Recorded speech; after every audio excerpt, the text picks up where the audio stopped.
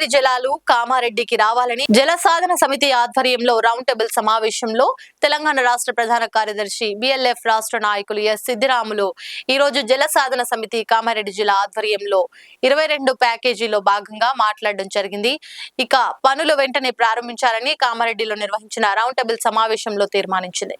తెలంగాణ రాష్ట్రం ఏర్పడిన తర్వాత కాళేశ్వరం ప్రాజెక్టులో భాగంగా 21-22 ప్యాకేజీలను మార్చినటువంటి కేసీఆర్ ప్రభుత్వం ఎలాంటి నిధులు వెచ్చించకుండా తాత్సరం చేసింది.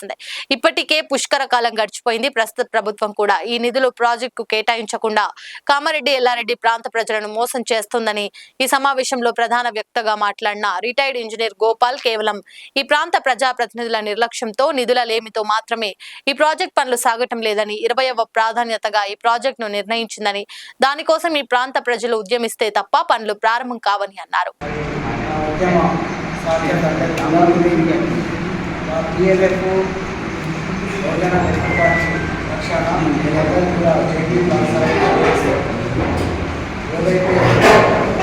కామారెడ్డికి గోదావరి జల సాధన ఉద్యమంలో 2005 నుండి కూడా ఆయన ఉద్యమంలో పాల్గొనడం జరిగింది. దీనిపైన పాదయాత్ర మొదలుకుంటే నిజామాబాద్ ఉమ్మడి జిల్లా కలెక్టర్ ఇక్కడి ఆందోళన కార్యక్రమంలో కూడా నేను భాగస్వామ్యం చేయాను. దానికంటే ముందుగా మన ఉమ్మడి ఆంధ్రప్రదేశ్ ఉమ్మడి నిజామాబాద్ జిల్లా ఆచార్యంలో ఎక్కువ మంది రైతులు రోడ్డు వేసి ఆర్థిక ఇబ్బందులు ఆత్మహత్య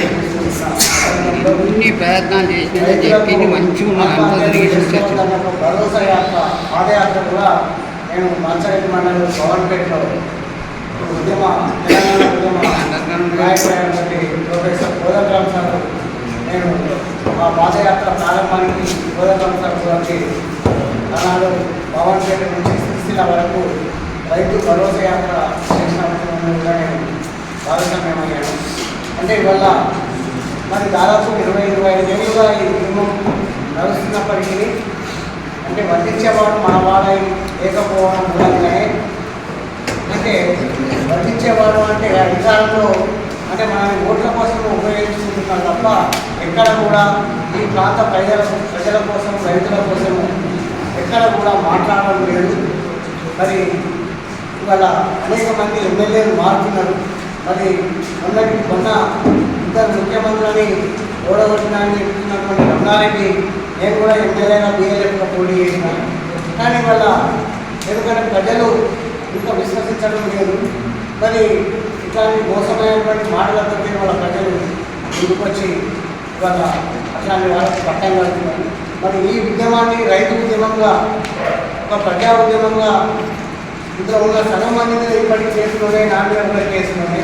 కానీ వాళ్ళ మనం ఏదైతే కోరిక కామారెడ్డికి జల సాధన జల వనరులు రావాలి అంటే ఈ పక్కకు నిజాం సాగర్ ఉందండి, ఈ పక్కకు శ్రీరామ్ సాగర్ ఉందండి, మనం కళాపుణ్య ఉన్నాం కానీ నీళ్ళు లేదు.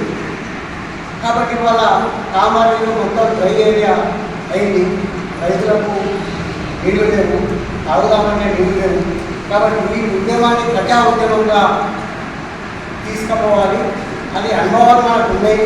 ఇంకా దీన్ని ఎట్లా లోతుగా చర్చించి ఒక కమిటీ వేసి ఈ కమిటీ వేసుకొని తీర్మానాలు వేసుకొని మనం మళ్ళీ ఇలా మాట్లాడుకొని వెళ్ళిపోవడం కాకుండా దీన్ని దీర్ఘకాలికంగా తీసుకువెళ్తే ఖచ్చితంగా మేము బిఎల్ఎఫ్ ఓజన లెఫ్ట్ పార్టీగా కానీ బిజెపి పార్టీగా మాకు ఏ బాధ్యతలు ఇచ్చినా ఆ ఉద్యమంలో మేము భాగస్వామ్యం అవ్వడానికి సిద్ధంగా ఉన్నాము. ఎందుకంటే అందరికీ సమయం ఎక్కువ లేదు కాబట్టి ఎలాంటి కార్యాచరణ మనం ఇక్కడికే పడడం కాకుండా ఉద్యోగ కార్యాచరణ పోతే బాగుంటుంది.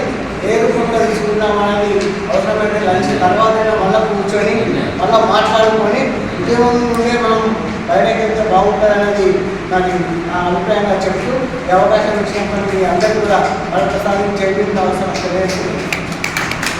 లైక్ చేయండి, షేర్ చేయండి, సబ్స్క్రైబ్ చేయండి. మరిన్ని వీడియోల కోసం బెల్ సింబల్ పై క్లిక్ చేయండి.